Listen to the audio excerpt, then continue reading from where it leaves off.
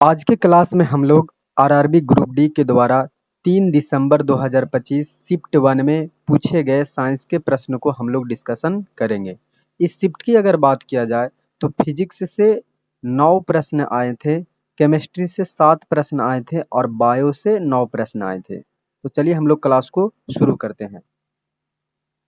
Question number 1, निम्नलिखित में से कौन सा युग्म एक सही उदाहरण है जो संयोजकता 2 को दर्शाता है? यानी वैलेंसी कितना बता रहा है कि 2 होना चाहिए वैलेंसी, है ना। तो संयोजकता 2 के बारे में हम लोग देखते हैं। अमोनिया और सल्फेट, अगर बात करेंगे अमोनिया और सल्फेट का, तो अमोनिया को NH4 प्लस होता है, यानी पॉजिटिव 1 चार्ज होता है। इसका वैलेंसी जो होता है 1 होता है। सल्फेट की अगर बात करेंगे तो सल्फेट का वैलेंसी जो होता है वो 2 होता है।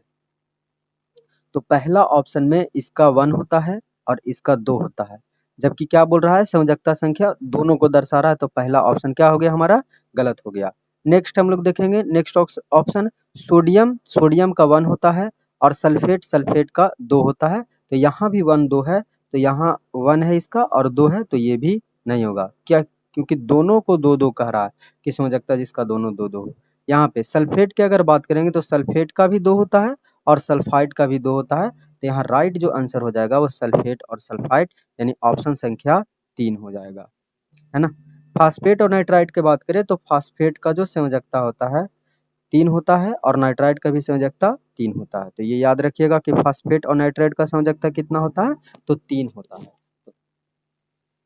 तो राइट आंसर हो जाएगा इसका ऑप्शन संख्या 3। नेक्स्ट सवाल हम लोग देखेंगे, धोवन सोडा खाने वाला सोडा से निम्नलिखित में से किस प्रक्रिया द्वारा प्राप्त किया जाता है? इसका मतलब पूछ रहा है आपसे कि खाने वाला सोडा से धोने वाला सोडा हम कैसे प्राप्त कर सकते हैं। इधर हम लोग देखते हैं, डिस्कशन करते हैं इसके बारे में। जब हम खाने वाला सोडा यानी सोडियम बाइकार्बोनेट को पहला में गर्म करेंगे तो सोडियम कार्बोनेट बनेगा, और सोडियम कार्बोनेट को जब हम क्रिस्टलाइजेशन कर देंगे यानी उसमें पानी ऐड कर देंगे तो धोने वाला सोडा Na2CO3 इंटू 10H2O मिल जाएगा। तो क्या क्या प्रोसेस हम लोग किए, सबसे पहले हम लोग गर्म किए और दूसरा बार क्रिस्टलीकरण कर दिए।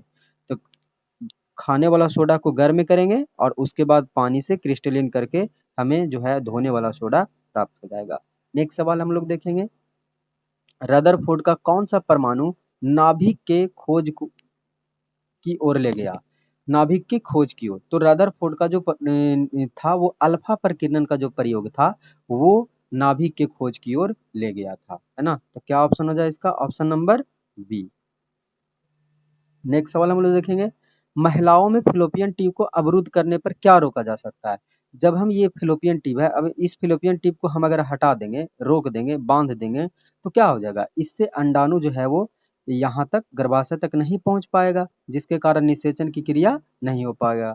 राइट ऑप्शन क्या हो जाएगा, ऑप्शन संख्या सी। नेक्स्ट सवाल हम लोग देखेंगे, किसी वस्तु की स्थिति ऊर्जा किस पे निर्भर करता है? अगर स्थिति ऊर्जा का फॉर्मूला देखेंगे तो इसका फॉर्मूला होता है मास ग्रेविटी इंटू हाइट होता है। यानी किस किस पर डिपेंड करता है, तो मास पर डिपेंड करता है, ग्रेविटी पर डिपेंड करता है और हाइट पर डिपेंड करता है ना। तो इसके तापमान पर डिपेंड करता है स्थिति ऊर्जा, नहीं। इसकी स्थिति या व्यवस्था पर डिपेंड करता है, क्योंकि कितना ऊंचा रखा हुआ है इसी पर तो डिपेंड करेगा। गति के दौरान इसका गति इस पे भी डिपेंड नहीं करता है, रंग और आकार पर तो बिल्कुल डिपेंड नहीं करता है। तो कौन सा ऑप्शन हो जाएगा, ऑप्शन बी हो जाएगा इसका राइट आंसर। नेक्स्ट सवाल हम लोग देखेंगे, प्लाज्मा झिल्ली के अतिरिक्त निम्नलिखित में से कौन सा बाहरी आवरण पादप कोशिकाओं में मौजूद होता है? तो प्लाज्मा झिल्ली के भी बाहर में जो प्लांट सेल में रहता है वो रहता है कोशिका भित्ति। हम लोग में सबसे बाहर में, एनिमल में तो बाहर में प्लाज्मा झिल्ली पाया जाता है, लेकिन पादप के कोशिका में बाहर में कोशिका भित्ति पाई जाती है। तो कौन सा ऑप्शन हो जाएगा इसमें, कोशिका भित्ति, option A right option. Next सवाल हम लोग देखेंगे, जब एक अम्ल धातु कार्बोनेट के साथ प्रतिक्रिया करता है तो आमतौर पर कौन सी गैस उत्पन्न होती है? जब अम्ल जो है वो धातु कार्बोनेट के साथ प्रक्रिया करता है तो यहाँ पे देखिएगा कि लवण और जल बनाता है और साथ में कार्बन डाइऑक्साइड गैस निकालता है। जैसे यहाँ पे एक एग्जांपल दिया हुआ है, देख लीजिए, है ना। एक कोई धातु कार्बोनेट है जिसको कोई भी अम्ल HCl H2SO4 से अभिक्रिया कराया गया तो यहाँ पे लवण का निर्माण हुआ, साथ ही कार्बन डाइऑक्साइड और जल का निर्माण हुआ। तो कौन सा गैस मुक्त हुआ? तो कार्बन डाइऑक्साइड गैस मुक्त हुआ। तो ऑप्शन ए इसका राइट आंसर हो जाएगा। नेक्स्ट सवाल हम लोग देखेंगे, निम्नलिखित में से कौन सा पौधे में सकारात्मक भू अनुवर्तन जियोट्रॉप गति को दर्शाता है? तो यहाँ पे सकारात्मक भू अनुवर्तन पौधे को गुरुत्वाकर्षण की दिशा में वृद्धि के जैसे जड़ें दिखाता है। तो इसके लिए जो जिम्मेदार है वो कौन जिम्मेदार है? गुरुत्वाकर्षण। तो राइट ऑप्शन होगा ऑप्शन डी होगा, है ना, ये गलत है।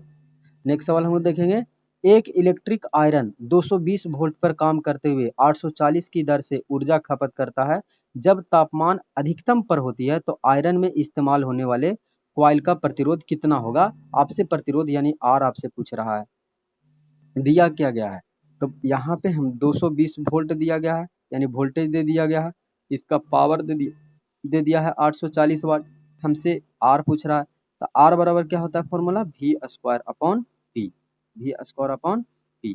तो वी स्क्वायर के जगह पे 220 रखेंगे तो 220 का स्क्वायर कितना हो जाएगा? 484 हो जाएगा। पी कितना दिया हुआ? 840। जब इसको इससे डिवाइड करेंगे तो लगभग 57.6 जो है आ जाएगा। तो आर बराबर कितना हो गया? 57.6 हो गया। इतना ओम जो है आर बराबर हो गया। तो कौन सा ऑप्शन में है? ऑप्शन बी में। पौधे के लैंगिक प्रजनन उत्पन्न भिन्नता के महत्व के संबंध में दिए गए कथनों का सबसे उपयुक्त विकल्प का चयन कीजिए। दो कथन दिया है, कथन एक और कथन बी। हम लोग समझते हैं कथन ए के बारे में। कथन ए कह रहा है कि लैंगिक प्रजनन द्वारा उत्पन्न भिन्नताएं प्रजातियों की आबादी को स्थिर बनाए में रखने में सहायक होती है, क्योंकि यह बदलते वातावरण में अनुकूल संभावना बनाती है। तो ये जो कह रहा है ना कि प्रजनन प्रजातियों की आबादी की स्थिति से जुड़ा हुआ है, तो ये कथन बिल्कुल सही है। इस प्रकार भिन्नता समय के साथ प्रजातियों के अस्तित्व के लिए उपयोगी नहीं है। कथन भी देखते हैं, भिन्नता प्रजातियों के अस्तित्व के लिए उपयोगी होता है, और जबकि ये कह रहा है क्या? नहीं है। तो ये कथन क्या हो गया? गलत हो गया। तो यहाँ कौन सा हो जाएगा? कथन ए तो सही था लेकिन कथन भी गलत था। तो ऑप्शन कौन सा हो जाएगा? ए इसका राइट ऑप्शन हो जाएगा। नेक्स्ट सवाल हम लोग देखेंगे, अयस्क से गैंग हटाने की प्रक्रिया उनके रासायनिक या भौतिक गुणों के अंतर के आधार पर काम करती है, यह क्या कहलाता है? तो यहाँ पे अयस्क और गैंग के कणों को रासायनिक अथवा भौतिक गुणों में अंतर, जैसे रासायनिक गुण होता है, कुछ भौतिक गुण होता है। रासायनिक गुण में जैसे अयस्क को गलाया जाता है और गैंग पीछे रह जाता है। भौतिक गुण घनत्व, आकार और चुंबकीय गुण आदि बनावट के आधार पर इसको पृथक कर सकते हैं। तो अयस्क से गैंग को हटा करके अयस्क की धातु सामग्री बनाने की प्रक्रिया को हम लोग संवर्धन के नाम से जानते हैं। इसका राइट ऑप्शन होगा ऑप्शन डी, संवर्धन। नेक्स्ट सवाल हम लोग देखेंगे, विकासशील मानव भ्रूण द्वारा उत्पन्न अपशिष्ट को निम्नलिखित में से किस अंग की सहायता से हटाया जाता है? तो जितने भी अपशिष्ट है, जितने भी जो भ्रूण में ये अगर भ्रूण माता के गर्भ में जो भ्रूण होता है, वो सारा का सारा जो अपशिष्ट हो, चाहे इसका खान पान हो, वो किसके द्वारा हटाया जा सकता है? तो वो प्लेसेंटा के द्वारा, प्लेसेंटा के द्वारा। तो राइट ऑप्शन हो जाएगा ऑप्शन संख्या सी। नेक्स्ट सवाल हम लोग देखेंगे, एक कोशिका विभाजित होकर के दो समान संतति कोशिका बनाता है, जिनमें प्रत्येक में जनक कोशिका समान गुणसूत्र होता है। इस प्रकार की कोशिका विभाजन क्या कहलाता है? तो समसूत्री विभाजन में ये क्रिया होता है जिसमें दो समान संतति उत्पन्न और दोनों का जो गुणसूत्र होता है वो समान होता है ना। तो राइट ऑप्शन हो जाएगा कौन सा विभाजन हो जाएगा? समसूत्री विभाजन, यानी सी ऑप्शन इसका राइट हो जाएगा। जब लेड नाइट्रेट को पोटासियम आयोडाइड के साथ विलयनों मिलाया जाता है तो अभिक्रिया के परिणाम स्वरूप निम्नलिखित में किसका निर्माण होता है? इधर समझेंगे हम लोग। जब लेड नाइट्रेट और पोटासियम आयोडाइड को विलयन में मिलाया जाता है, लेड नाइट्रेट को पोटासियम आयोडाइड से मिलाया जाता है, तो लेड आयोडाइड पीला अवक्षेप के रूप में हमको प्राप्त हो जाता है। तो राइट आंसर हो जाएगा इसका कौन सा? लेड आयोडाइड का पीला अवक्षेप बनना। यदि किसी वस्तु का भार पृथ्वी की सतह पर मापने पर 60 न्यूटन है, तो चंद्रमा की सतह पर मापने पर उसका अनुमानित भार क्या होगा? इधर हम लोग समझते हैं, यदि किसी पृथ्वी का भार अगर 60 न्यूटन है, पृथ्वी पर उसका भार न्यूटन है, तो हम लोग जानते हैं कि चंद्रमा पर जो ग्रेविटी होता है, चंद्रमा पर जो ग्रेविटी होता है वो पृथ्वी का 1/6 होता है, पृथ्वी का 1/। तो यहाँ पे अगर 60 न्यूटन है तो वहाँ 1/6 कर दीजिएगा, तो कितना न्यूटन का हो जाएगा? 10 न्यूटन का हो जाएगा। यानी चंद्रमा पर कितना न्यूटन का हो जाएगा? 10 न्यूटन पे, तो ऑप्शन ए इसका राइट आंसर हो जाएगा। अधिकांश कार्बनिक यौगिक में आमतौर पर किस प्रकार के बंधन मौजूद होते हैं? तो जितने भी ज्यादातर जो कार्बनिक यौगिक है, ज्यादातर जो कार्बनिक यौगिक है, जैसे मीथेन हो गया, एथेन हो गया, तो इन सभी में जो बंधन होता है वो सहसंयोजक बंधन होता है। तो इसका राइट ऑप्शन हो जाएगा ऑप्शन बी। नेक्स्ट सवाल हम लोग देखेंगे, चुंबकीय क्षेत्र रेखाओं के बारे में निम्नलिखित में से कौन सा कथन सही है? आपसे पूछ रहा है चुंबकीय क्षेत्र के बारे में। तो चुंबकीय क्षेत्र रेखाएं काल्पनिक रेखाएं हैं जो चुंबकीय क्षेत्र की दिशा को दर्शाता है। ये कभी कभी एक दूसरे को प्रतिच्छेदित, कभी कभी नहीं, हमेशा एक दूसरे को प्रतिच्छेदित नहीं करती है और बंद लूप बनाती है। तो ये कौन सा ऑप्शन हो जाएगा? वे चुंबक के अंदर बाहर बंद लूप बनाती है। बाहर तो, अंदर तो नहीं कह सकते हैं, चुंबक के बाहर जो है वो बंद लूप बनाती है, यानी ऑप्शन हो जाएगा 2। नेक्स्ट सवाल, यूकैरियोटिक कोशिकाओं में चिकनी अंतः मुख्य रूप से किसके लिए जिम्मेदार है? दो तरह का होता है, एक होता है रफ और एक होता है स्मूथ, है ना। दो प्रकार के अंतः द्रव जालिका होता है, एक होता है स्मूथ जिसे SER बोलते हैं, स्मूथ इंडोप्लाज्मिक रेटिकुलम, और एक होता है रफ ER, रफ ER। तो रफ ER जो है वो प्रोटीन का संश्लेषण करता है ना, क्योंकि इसके स्तर पे राइबोसोम पाया जाता है, छोटे छोटे दाना पाया जाता है। स्मूथ जो है वो प्रोटीन प्रोटीन का विश्लेषण करता है, लिपिड का विश्लेषण करता है, लिपिड का विश्लेषण करता है और विसरण करता है। तो ये हो जाएगा ऑप्शन सी। नेक्स्ट सवाल हम लोग देखेंगे, एक पारिस्थितिकी तंत्र में एक पोषण स्तर से दूसरे पोषण स्तर में लगभग कितने % ऊर्जा स्थानांतरित होता है? तो 10%। यहाँ जैसे 10% है तो इसका 10%, इसका 10%, इसका 10%, इस तरह से स्थानांतरित होते रहता है। तो ऑप्शन कौन सा हो जाएगा? ए, सी। नेक्स्ट सवाल हम लोग देखेंगे, एक ध्वनि तरंग जिसकी आवृत्ति कितना दिया हुआ है? 4000 हर्ट्ज दिया हुआ है, तरंग दैर्घ्य 15 सेंटीमीटर है और 1.8 किलोमीटर दूरी तय करने में इसको कितना समय लगेगा? तो इधर समझते हैं, आवृत्ति इसका कितना दिले था? 4 किलो हर्ज। तो किलो मतलब क्या होता है? किलो मतलब होता है 1000। तो अगर सिर्फ इसको हर्ज में लाना रहेगा तो 4 को किससे गुना करना पड़ेगा? 1000 से। कितना हो जाएगा? 4000 हर्ज हो जाएगा। तो यहाँ से फ्रीक्वेंसी हमको कितना मिल गया? 4000 हर्ज मिल गया। तरंग दैर्घ्य बात करेंगे तो तरंग दैर्घ्य कितना दिया हुआ था? 15 सेंटीमीटर। अगर हम इसको मीटर में बदलना चाहेंगे तो कितना से भागा देना पड़ेगा? 100 से। तो ये कितना आ जाएगा? 0.15 आ जाएगा। तो 0.15 मीटर आ गया, मीटर में लेकर चले आएंगे। दूरी दिया हुआ था 1.8 किलोमीटर। अगर हम इसको किलोमीटर को मीटर में बदलना चाहेंगे तो 100 से गुना करेंगे, तो 1.8 को 100 से गुना करेंगे तो कितना आ जाएगा? 1800 मीटर आ जाएगा। अब हम क्या लगा देंगे? चाल का फॉर्मूला लगा देंगे। तो v बराबर क्या होता है? F into lambda. तो एफ एफ कितना दिया हुआ था? फ्रीक्वेंसी कितना दिया हुआ था? 4000 हर्ट्ज। तरंग दैर्घ्य कितना दिया था? 0.15 दिया हुआ था। तो इसको जब गुना करेंगे तो कितना आ जाएगा? 600 मीटर पर सेकंड, यानी चाल जो हमारा आ गया वो 600 मीटर पर सेकंड आ गया है। हमें तो समय पता करना है। तो समय बराबर क्या होता है? दूरी बटा चाल। तो दूरी कितना दिया हुआ था? 1800, 1800 रख दिए, और चाल कितना लेकर के आए? 600। तो इसको जब डिवाइड किए तो कितना सेकंड आ गया? 3 सेकंड आ गया। तो इसका राइट ऑप्शन हो जाएगा 3 सेकंड, यानी ऑप्शन संख्या किसमें है? डी में। नेक्स्ट सवाल, 2 केजी द्रव्यमान का एक पिंड 10 मीटर के वेग से गति कर रहा है, 4 न्यूटन का बल 5 सेकंड के लिए लगाया जाता है, तो अंतिम वेग ज्ञात करना है। इधर समझते हैं, द्रव्यमान कितना दिया हुआ था? 2 केजी। पिंड का वेग कितना, प्रारंभिक वेग कितना दिया हुआ था? 10 मीटर पर सेकंड। बल कितना दिया हुआ था? 4 न्यूटन। और टाइम कितना दिया हुआ था? 5 सेकंड दिया हुआ था। हमसे भी पूछ रहा था, हमसे भी पूछ रहा था। तो भी बराबर क्या फॉर्मूला होता है? u प्लस ए टी पूछ रहा था। यानी हमें क्या होता है? त्वरण हमको चाहिए। त्वरण हमको सबसे पहले देखना पड़ेगा, त्वरण। तो त्वरण बराबर एफ बराबर होता है मास इंटू एक्सेलरेशन। तो एक्सेलरेशन बराबर क्या हो जाएगा? बल बटा मास हो जाएगा। तो बल बटा मास यानी एफ बटा एम। तो बल कितना दिया हुआ था? 4 न्यूटन, है ना। मास कितना दिया हुआ था? 2। तो इसको जब काटेंगे तो कितना आ जाएगा? त्वरण 2 मीटर पर सेकंड स्क्वायर आ जाएगा। अब हम क्या निकाल देंगे? वेग निकाल देंगे। तो वेग बराबर क्या फॉर्मूला होता है? भी बराबर होता है यू प्लस ए टी।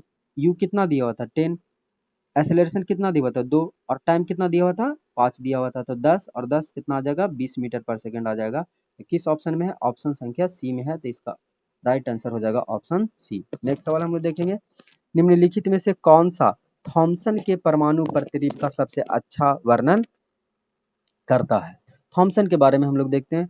तो जे थॉमसन ने 1904 में अपने परमाणु मॉडल प्लम पुडिंग मॉडल का प्रस्ताव दिया था। इसके अनुसार परमाणु जो है एक समान रूप से धनात्मक आवेश का गोला है। परमाणु एक समान रूप से धनात्मक आवेश का गोला है। इस धनात्मक गोले में ऋणात्मक इलेक्ट्रॉन छोटे छोटे कणों के रूप में धंसे होते हैं, जैसे तरबूज में बीज। कहने का मतलब यह है कि जो तरबूज का बीज दिख रहा है वो ऋणात्मक इलेक्ट्रॉन को दिखा रहा है और बाकी जो बचा गोला जो है वो धनात्मक को बता रहा है। इसका मतलब क्या है कि एक परमाणु धनात्मक आवेश का एक गोला है जिसमें इलेक्ट्रॉन तरबूज के बीज की तरह धंसे होते हैं। तो कौन सा ऑप्शन में मिलेगा आपसे? ऑप्शन नंबर बी में मिलेगा। एक समान वृत्तीय गति में वेग की दिशा क्या होती है? तो वेग की दिशा जो होती है वो स्पर्श रेखा के अनुदिश होता है ना। जिधर स्पर्श रेखा हर दिन चेंज होगा, इसका स्पर्श रेखा जिधर स्पर्श रेखा होगा उधर ही उसका वेग होगा, उसकी दिशा होगी। तो किसके ओर होगा? वृत्त के स्पर्श रेखा के अनुदिश होगा। नेक्स्ट सवाल, निम्नलिखित में से कौन सा कथन वायुमंडलीय अपरिवर्तन के लिए जिम्मेदार है? वायुमंडलीय अपवर्तन के लिए जो जिम्मेदार है वो वायुमंडल में ऊंचाई के साथ घनत्व बदलता है। जैसे नीचे में वायुमंडल ज्यादा होता है तो इसका जो है घनत्व अधिक होता है, ऊपर वायुमंडल कम होता है तो उसका घनत्व भी कम होता है। और प्रकाश जब विभिन्न घनत्व वाली परतों से गुजरती है तो उसकी चाल बदलती है और क्या हो जाता है? मुड़ जाता है। इसी क्रिया को हम लोग अपवर्तन बोलते हैं, है ना। तो ये हवाओं के अणुओं द्वारा प्रकाश का अवशोषण के कारण जो है ये ऐसा घटना होता है। नहीं, ये नहीं होगा। हवा के घनत्व में परिवर्तन के कारण प्रकाश का झुकना, ये ऑप्शन होगा, राइट ऑप्शन होगा इसका ऑप्शन संख्या सी। Thank you.